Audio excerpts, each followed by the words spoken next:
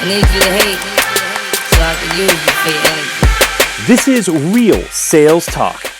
Real sales advice from real sales practitioners. Giving you tips on how to dominate your sales quota are your co-hosts, Sean Mitchell and Phil Keene.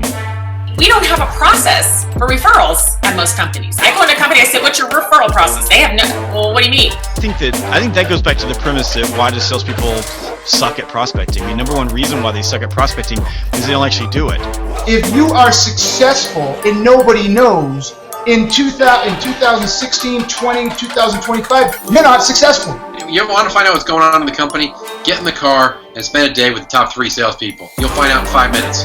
Because you can't be a trusted advisor without 2 things, trust and advice. I mean, you need both of them. Welcome back to the episode 4 in season 5. We have a very familiar face for all you Real Sales Talk family members that have been longtime listeners and not a first-time caller yet. Henry Johnson, old co-host, and we miss him, so we want to bring him back on and see what's going on with him and catch up and learn some practical advice from somebody that's in the field every day fighting. So, Henry, thanks for coming back on, man. Oh, of course, Phil. Of course, I'm happy that you guys invited me back. I appreciate it. It's cool to see you again. Of course, we've been following you on social, so we've been able to follow your journey that way. But for those that are new to your name and what you do, why don't you give an introduction of yourself, what you're doing, and then we can kind of segue into some of the things that you've been learning over the course of the last 3-4 months that you've been in this new adventure. Awesome. Yeah. So as you guys said, Henry Johnson is the name. I run sales and marketing for my family business. And essentially what we do is we are a smart home automation company. So we install different smart products to enable you to control your entire house from your phone or tablet or what have you. So think lights, music, shades, door locks, etc. We sell and install those kind of products just to make your life easier by using the internet and smart products to help you out. So if you're listening to Real Sales Talk or you just started this year, Henry was the OG, the original co-host, or OC, I guess. We started this thing about a year ago, actually, Henry and wow. I. Was it a year? Yeah, we just celebrated the year anniversary of Real Sales Talk, beginning of February, sometime around there, roundabout. But now we're into the fifth season, and excited to learn some things from you and what you've been doing. So talk a little bit about, Henry, when you first came into the role at Digital Architecture, what were some of the things that you wanted to do? And then what did you find, what changed? How did you adapt to that? And then also talk a little bit about what you're finding that's really working from a sales and marketing perspective. Yeah. So when I first came here, I had this real strategy how I was going to approach it. Essentially, go after old clients and try to upsell them. Got to get them to do a little more referrals, because that's how the business has been built up to date. It's been pretty much referral based, and then old clients kind of coming back. So my father didn't do much sales, and that's what I was brought in to do, was really lead the sales. And I figured just get that engine going a lot faster.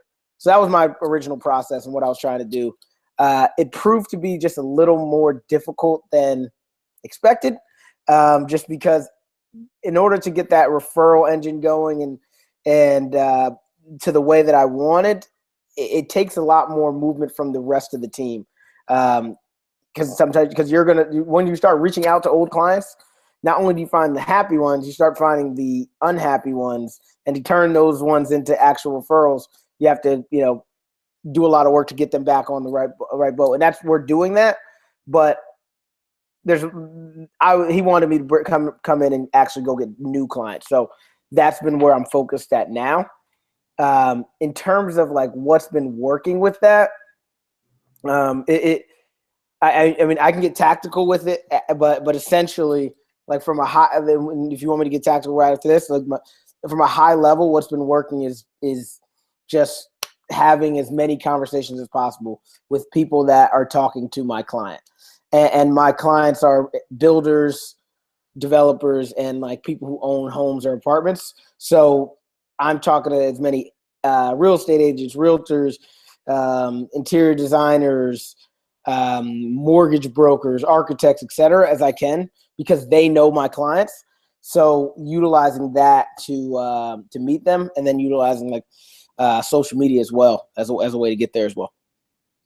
I'm curious to hear. So obviously that's a wide range of personas and personality sets. Like where are you finding the different personas and how to reach them? And then talk about how do you adjust your conversation, I guess, per the different personas. Yeah. So I want to give Sean a quick shout out there first. So in terms of finding people, I mean, there's been a lot of different ways, but for the real estate agents, it all started with an introduction Sean made for me to a lady, Betty Lee, who's big on Snapchat. Her and I have become really close, and originally I just approached her like, hey, this is what I do. I know very little about real estate, being a real estate agent, and I imagine there's some kind of synergy we can have. Let's talk. And that's kind of how I've approached a lot of these people, because I didn't know the industry, right? So to come in and like kind of say like, hey, like this is how we're gonna help you, blah blah blah, it wouldn't have made sense a lot, like, because I would have just been, spewing, BS, really, right? Like it wouldn't have made, so I found somebody who I could be very, very honest with, and then they kind of gave me some ideas. There's another guy, Brenton Hess, out in Maryland, who's an agent who taught me some stuff. And then I went to other agents and did the same. And then I could use that pitch and try it out.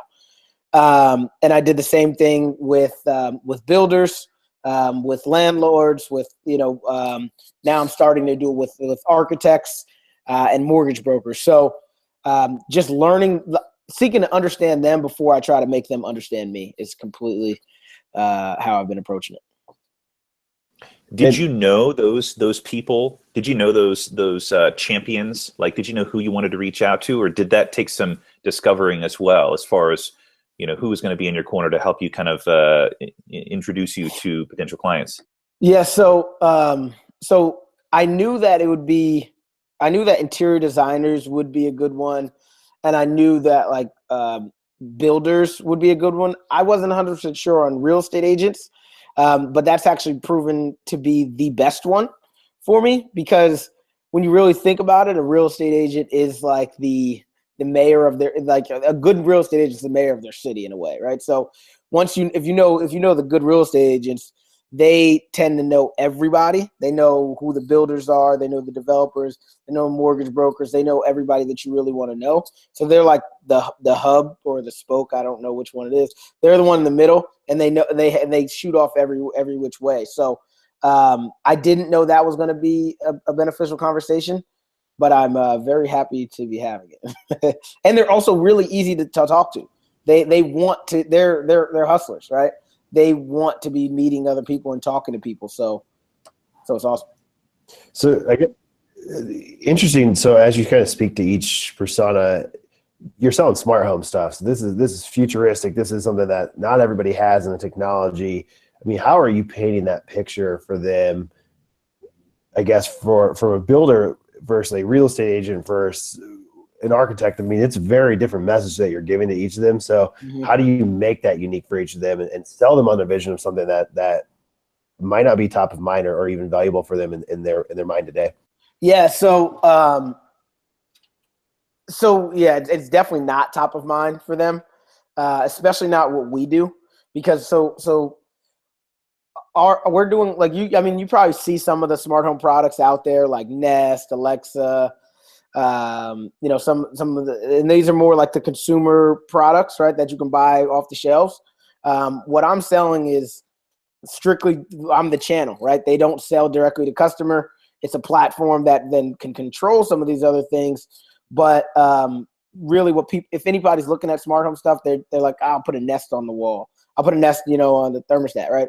They're not thinking I want something that can control the entire house, especially not somebody who's doing it as an investment, like a developer or real estate agent, pitching a developer. So what I've done, the way I've approached it is, I had to think of it from their perspective, right? Like if I'm a builder, what would make me want to do this? It's that it's going to make my house either sell for more or sell faster. The challenge in like this time frame, like sell faster, is like not really that big of a deal. Like, I mean, people are selling homes pretty fast. It's a seller's market, right? Like you can sell a home pretty easily now. Really, where it comes in is like helping them sell it for more. And then also on the developers who are doing rentals, helping them rent those places out for more. So the way that I'm getting them to understand that is by taking like the same approach I would if it was a software sale. Like because I came from software sales, is I have an initial conversation with them, get a better idea of what they're doing, and then I do a demo. So we have a showroom in Manhattan, and I'll take them to that showroom in Manhattan. They'll get to actually see it, and typically that's where they're like, oh my God, like I need to do this. And then from there, it's like it's being able to start to talk to them about ROIs and things like that. And now I'm just starting to get into that, right? Like, because I've only been doing it 6 months. That hasn't been a selling motion that we've had forever. But now I'm able to start talking to, look, I had another developer who purchased our stuff. It was, a $30,000 purchase, but they were able to start charging an extra $2,000 per month for their rent. So they pay for it in, 16 months or whatever the 15 months. And then everything after that is a positive ROI. So that's kind of how I'm going at it. I want to transition into some of the content creation. When you first started the job, you were doing some Facebook Live streams, updating people on the journey, kind of documenting, your journey from beginning to at this point. So, talk a little bit about that and what you've found to be working for you as far as generating interest and curiosity. Has any of that worked? And what is working for you? Yeah. So what you're talking about is something I got from Justin Lindsay, who was on the show.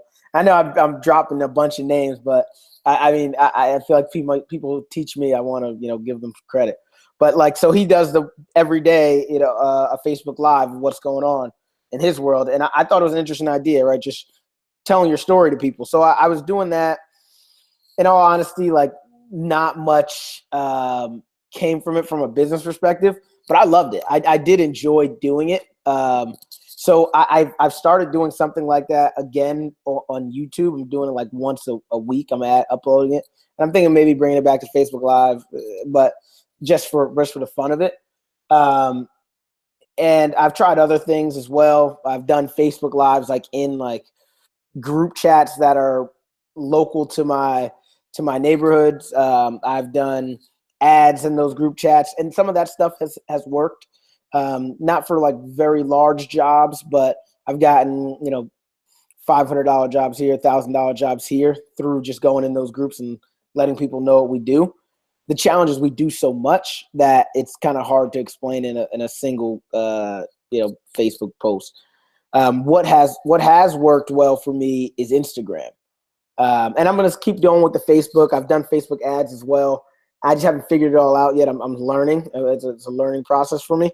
Because I believe that it's going to work. But Instagram has been successful for me so far. And just posting pictures of like, so two things has helped. Like, so one is it's like a portfolio for our work, right? So posting pictures on there of things that we've done, and following like other contractors in the area. And them following me back, some of their followers following me back. And then actually my first like good sized job came from there. Just some random person just DM'd me on Instagram and said, "Hey, I love your work. I'd love you to come check out our apartment." And I got a $30,000 job out of it, right? So that was number one. Number two is using Instagram DM feature to start meeting people. So really, I've done that mostly on the contractor side, like meeting other contractors. Talk about the origin of that too, because I don't think we've touched on that on the show. Where did you get that idea from? So I'm gonna give credit and give some credit to myself too. So I actually started doing it. So I know what you're talking about Gary Vee, right? Gary Vee did a going down in the DMs daily V on it. And I was actually doing it, but prior to him doing that, but I wasn't being like very aggressive. Like the way I was kind of approaching it was, if anybody had Instagram stories, I would, be responding to their Instagram stories. And like that way we kind of go into the DM together and we can talk.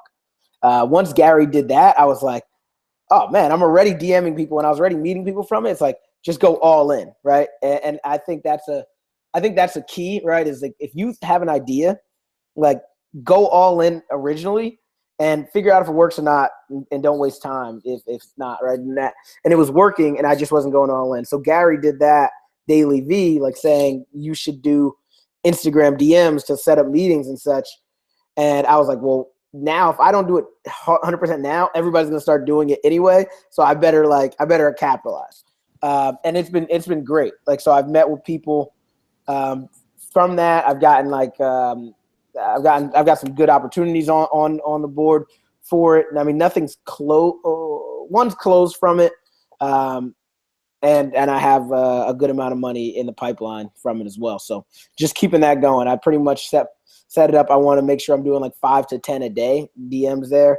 Then I also doing, the other things like email, calling, etc. So are you doing this as a brand or are you doing it as Henry? And then talk me through the steps. So you go to the DM. What's the first thing how do you drop the message of, hey, I'm Henry? How personalized is it? What's that look like? Yeah. So I originally was doing it as Henry, but then I looked at my Instagram and it's like, it doesn't, it's your business card when they see it, right? So when they see they have a DM from this person, they're going to go look at your Instagram. And although I love my Instagram, I love looking at pictures of myself, it doesn't show them what we do as a business. So I created our own business page and I do it there because it has only things that are going to be relevant to them. So that when I do DM them, they can go look at it and go, oh yeah, I do want to respond to this guy.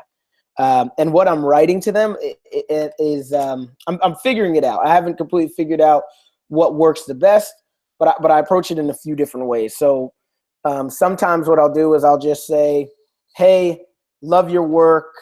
Love your work. Do you do so and so thing that we do that I know like would be relevant to them? It's like, so for example, if it's a builder, right, and they build homes, I may say, hey, I love your work.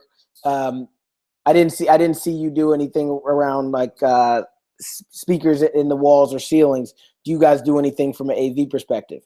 And then we'll kind of just start a conversation that way.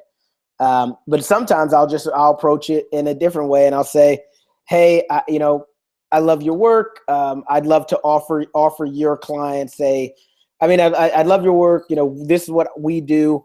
I'd love to offer you and your clients a 10% discount if it ever made sense that you wanted to look at it. Right.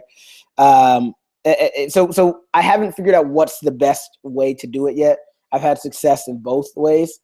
So I don't know the answer, but I've trial and error. Yeah.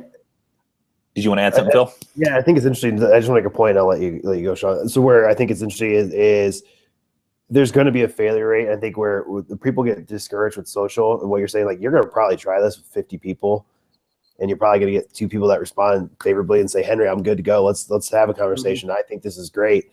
And I think people always think this social is like the silver bullet when people talk about it. I'm curious to hear your failure rate. And then Sean, I'm sure you have a very insightful question. Yeah. So 100%. But what I will say, so there's definitely a failure rate to it, and it can be discouraging just from the simple fact that like you don't even know if they've seen it.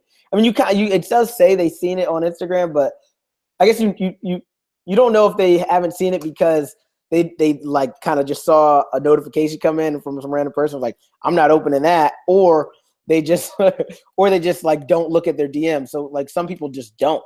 And what I'll do is I'll go onto one of their pictures from a while back and I'll say, hey, sent you a DM, just to find a way to get to them. So, but what I will say is the failure rate is less, right? Like, but I just think it hurts more because you're doing it single by single. Like, whereas I can send 50 emails out and I'll get, 2 responses. I can send 10 DMs out and I'll get 2 responses. So it's just that DMs take, one by one by one by one, whereas emails I can pretty much blast it, or I can do one by one, but I'm just copy. And it just doesn't, you don't feel it as much, but to me, the DMs do work better.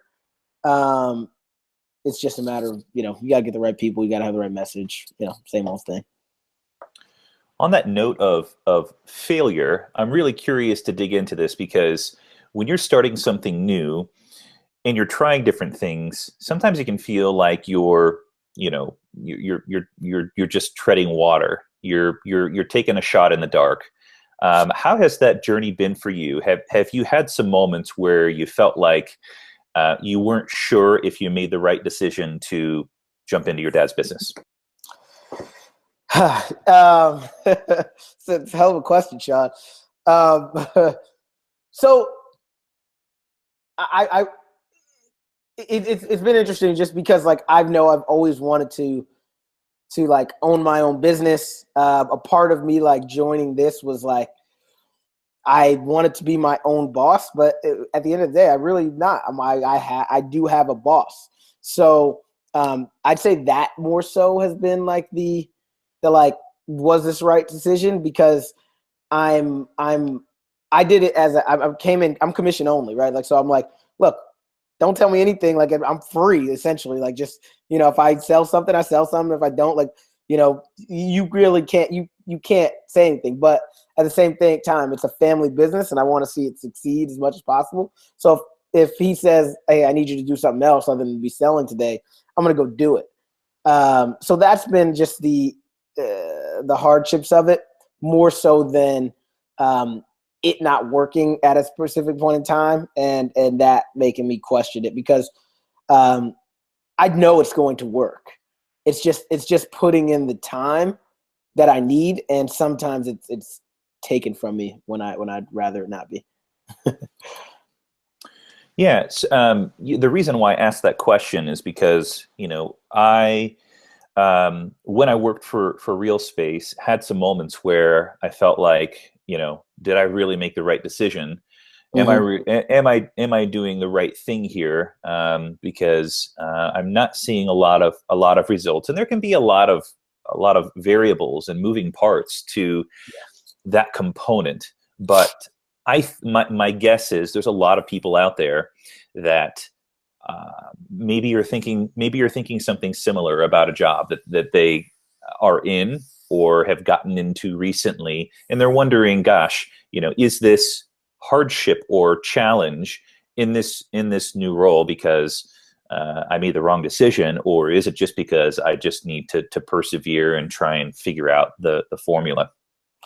Yeah, so all right, I can dive into that a little bit more, and I think the challenge can be in that hardship is like, especially if you're the salesperson, like a lot of times you don't control the product, right? So I mean, you can have some say into it, but really, when you start really getting some say is when you start like selling more. So it's that catch-22 is that like, look, I want to be able to tell them like, stop doing this way, do it this way, because like I could sell more if you did it this way. But first you have to be like, I sold this much, like now do it this way because I'll sell more. And I think that's something I had to accept on. Like I talked to you earlier, it's like when I first came in, my whole goal was go after old clients and then grow them as clients and get more referrals from them. There's certain things that we need to do from a business standpoint and from like an execution standpoint in order for that to be a successful strategy. I don't have the leverage. I don't have the clout to kind of make that happen right now. Although like it's my dad's business, blah, blah, blah. He still has the expectation of me from a sales side, and that I need to get that to happen first before I can get that other side to happen. So yeah, the regret or the question is more just comes on like, I just wish I had more control because I think I would do things differently sometimes. So that's an interesting dynamic, right? So it's your dad, and now I'm just curious. So how do you bring that to your table? Like when you're like, Dad, listen, you're wrong. Like I gotta do it this way. Like I mean, how's that dynamic work? Well, yeah. So I'm pretty opinionated and confident. So like in my ability at least. So like sometimes they'll just get to the point of like, look, like I'm just not doing it the way you said, like, and you know, and I mean I've done this in all of other businesses, like, you know, it's like, look, this is just the way I'm going to do it because I just completely disagree with the way you're doing it, and I just couldn't live with myself if I did it your way. So either eat it or fire me, right? And sometimes that's just and when I get to I don't pull that card like every day, right? Because then it loses its value. And I'm not doing it to pull a card. I'm doing it because I really feel that way. It's like, look, I just not doing that. I mean, what are you going to do? Right. And me and my father have had that conversation. I've had that at other places too. It's just sometimes you have to stand up for what you believe. Right. No. I don't know if that answers the question. No, it makes a lot of sense. I think it's interesting, and I could definitely see you doing that. Not just dad, but whatever you need. Yeah. Cool. So, all right. So what's it look like now? So now that you've gone to the DM, you've moved into Instagram. Anything else that you kind of have on your radar that you're tinkering with that you yeah success with? Yeah. So so there are a few things I'm thinking, like, so yeah, obviously the Instagram DMs like is a forever thing. Like I'm going to keep trying to get better with that. But also, and as Gary Vee fans, all of us, right? I'm always, when he says something, I'm kind of messing around with it and like seeing how it works. So I'm trying like Instagram influencers, like going to people who have like highly, posts that are working well in the areas that I'm trying to target, and like getting them to post my stuff on their page. I've only done it once. I found one person who's interested in smart homes. Nothing's come of it yet from that. We'll see. I'm just gonna keep trying it, keep iterating, because I don't know if it was the creative that wasn't good there, or maybe I didn't put a good enough call to action. Both are kind of my thoughts on that. So that's something that I'm working on. Facebook ads is something that I've tried a few times and have yet to be successful with. So that's something I'm working on. And then the some of the like just old school marketing sales tactics is like, if you're a contracting business, you should have like those lawn signs. Like I need to get those to put them. I think those will help our business tremendously. Like I think a lot of people get references from things like that.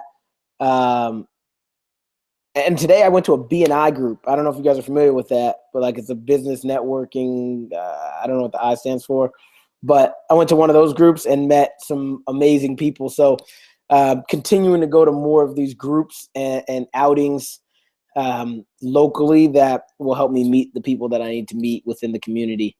I'm looking for, one last thing I'll say we're doing that I'm tinkering with is we're doing a continuing education class for realtors at like our showroom to like, nice. We're going to get like 30 realtors at that class. I'll be able to show them what we're doing and just getting what we're doing in front of as many people as possible. Specifically, I mean, realtors to me is like my number one goal, because then they bring their developers, their architects, their et cetera. And I'm just hustling, man. Just hustling. it's interesting. I like how like it. Just listening to the way that you've thought through the business as a salesperson. So, if you would have done the things you did right now as a salesperson, would you have been more successful, less successful, or did you do it already? It's interesting because you're like, hey, I went to this BI group, I got to Instagram, I make phone calls, I do email, like you're all in on all things at all times. And I think are you thinking more as an owner operator, and will you, right, as you take your next step or go to a sales role maybe in the future and as an individual? I mean, what are those one or two nuggets, I guess, that you can instill in everybody here as a practitioner? Yeah. So I mean, there's been a few things that I've learned here that I think would help everybody. Number one is like, I mean, I didn't necessarily learn this here, and I thought about it when I was at other companies, but sometimes the culture of the sales team is already set. So like you kind of just fit right in, right? Like I left EMC and I was coming to Zerto. So this is just a little bit of my background. I was EMC sales, then I came to Zerto sales. And in between, like I had like a month off or something like that. So I'm reading a bunch of sales books. I have all these ideas of what I'm going to try. And one thing in particular that was interesting to me was I read The Ultimate Sales Machine, and in that book he talks about doing like like workshops around the problem you solve, not around the product that you sell, right? Because if you do the workshop around the problem, then the product makes sense then you kind of end it with like, and we have this product, like, call me if you want to talk about it. And then more people will come to you, right? But I didn't do that because I kind of just fit into the mold of the sales team. And I think the benefit I've had here is that I am the sales team, so I get to set the mold. And I think that's something that people should, like, if you think something's going to work, try it. Like, for example, that idea of workshops, I want to do that. I'm going to try that out here when I get some time. I think something people don't do enough of probably in like business to business sales is like hitting people up on LinkedIn, like DMing them on LinkedIn, like it's going to get you probably a better response than like emailing people a lot of times, right? Because people are getting a ton of emails and not that many good DMs on LinkedIn. They get like the ones from recruiters, but not like good targeted DMs from people on LinkedIn. I think that's a one great way. I think going to those industry events is huge. And then finding like those backdoor ways in, like I'm talking about with realtors, like find somebody who will meet with you, who knows the person who you want to talk to, right? So I mean, I would need an example of something else, of another industry, but from my industry, the realtors are always trying to meet with people, and they can get meetings with the other people. So find who those people are, and I think that's another big key. Cool, awesome, Henry. Well, so good to see you. Glad to hear what's going on in the digital architecture world. If someone likes what they're hearing and they're in the New Jersey, New York area, and they want to connect with you, how can they do that? Yeah, so I don't know if I told you this. We went through a rebranding, so we're now Digital Home is the name of the company. The best way to connect with us is probably on Instagram, and we're at Digital Home and then _. Digital Home was taken. Or you can find us, look at our website. It's digihm.com. Or just hit me up. I'm at Talk to Henry J everywhere on the net. So I hope this was valuable for people. Totally. I hope some of it was good stuff. And I'm going to keep on getting better, and hopefully I can bring some more value another time. Awesome. Took tons of notes, Henry. Appreciate it. It was good. Hey, Phil. Awesome, man. I'm happy you liked it. See you, Henry. Peace out, guys. Have a good one.